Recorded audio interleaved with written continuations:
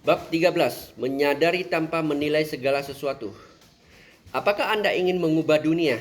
Bagaimana pendapat Anda jika Anda mulai dengan diri Anda sendiri? Bagaimana jika Anda mentransformasikan diri Anda terlebih dahulu?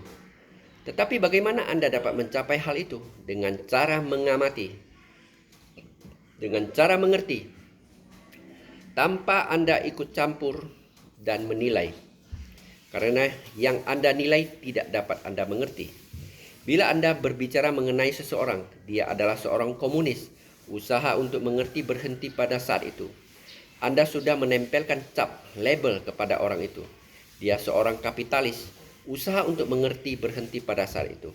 Anda menempelkan cap, label kepada orang itu. Dan bila label yang Anda tempelkan itu secara terselubung mengandung sikap setuju atau tidak setuju, maka keadaan bertambah parah.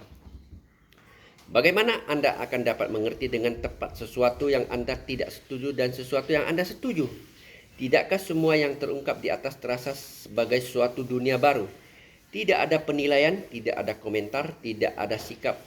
Seseorang hanya mengamati, mempelajari, meneliti tanpa keinginan untuk mengubah kenyataan yang ada. Karena bila Anda mempunyai keinginan untuk mengubah sesuatu menjadi sesuatu yang menurut pendapat Anda seharusnya begitu, Anda tidak lagi mengerti. Seorang pelatih anjing berusaha untuk mengerti anjing sehingga dia dapat melatih anjing itu melakukan sesuatu kegiatan tertentu. Seorang ilmuwan mengamati tingkah laku semut tanpa bermaksud lain kecuali mengetahui tingkah laku semut. Mempelajari sebanyak mungkin mengenai semut-semut itu. Tidak ada maksud lain. Ilmuwan itu tidak mempunyai maksud untuk melatih semut-semut itu atau memperoleh sesuatu dari semut-semut itu. Dia tertarik untuk mengetahui mengenai semut dan dia berusaha untuk belajar sebanyak mungkin mengenai semut itu. Itu merupakan sikap. Pada saat Anda mempunyai sikap seperti itu, Anda akan mengalami mukjizat. Anda akan berubah tanpa usaha khusus dan Anda akan berubah dengan tepat. Perubahan akan terjadi dengan sendirinya dan Anda tidak perlu membuatnya secara sengaja.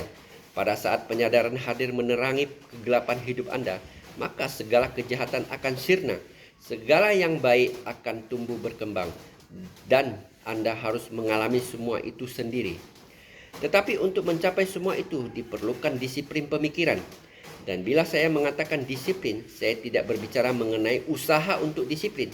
Saya bicara tentang sesuatu yang lain lagi. Pernahkah Anda mempelajari mengenai seorang atlet? Seluruh hidupnya adalah olahraga. Tetapi coba perhatikan betapa disiplinnya hidup yang mereka jalani. Dan lihatlah sungai yang mengalir menuju laut. Air sungai itu membentuk alur tempatnya mengalir. Bila di dalam diri Anda ada sesuatu yang menggerakkan ke arah yang tepat, maka sesuatu itu akan membentuk disiplinnya sendiri. Pada saat Anda disengat oleh serangga penyadaran, saat itu merupakan saat yang sangat menggembirakan. Merupakan saat yang sangat menggembirakan di dalam dunia ini. Merupakan saat yang sangat penting. Yang sangat menggembirakan. Tidak ada satupun yang begitu penting di dalam dunia ini seperti bangun atau penyadaran. Tidak satupun. Dan tentu saja disiplin sesuai dengan jalan hidupnya. Tidak ada satupun yang lebih menggembirakan seperti penyadaran. Akankah Anda cenderung memilih untuk tetap hidup di dalam kegelapan? Apakah Anda cenderung memilih bertindak dan tidak menyadari tindakan Anda? Berbicara dan tidak menyadari kata-kata yang Anda ucapkan? Apakah Anda cenderung memilih mendengarkan dan tidak menyadari apa yang Anda dengar? Atau Anda melihat sesuatu dan tidak menyadari apa yang sedang Anda lihat? Socrates yang terkenal mengatakan, hidup yang tidak disertai dengan kesadaran mengenai hidup itu sendiri tidak layak dihidupi. Hal itu merupakan kebenaran yang tidak perlu dibuktikan lagi. Banyak orang tidak hidup dalam kehidupan yang disadari penuh. Mereka hidup dalam kehidupan yang seperti mesin, dengan pikiran seperti mesin. Biasanya pemikiran orang lain yang ditanam dalam diri orang tersebut, dengan emosi yang seperti mesin, dengan tindakan yang seperti mesin, dengan reaksi yang seperti mesin. Apakah Anda ingin melihat betapa miripnya Anda dengan mesin?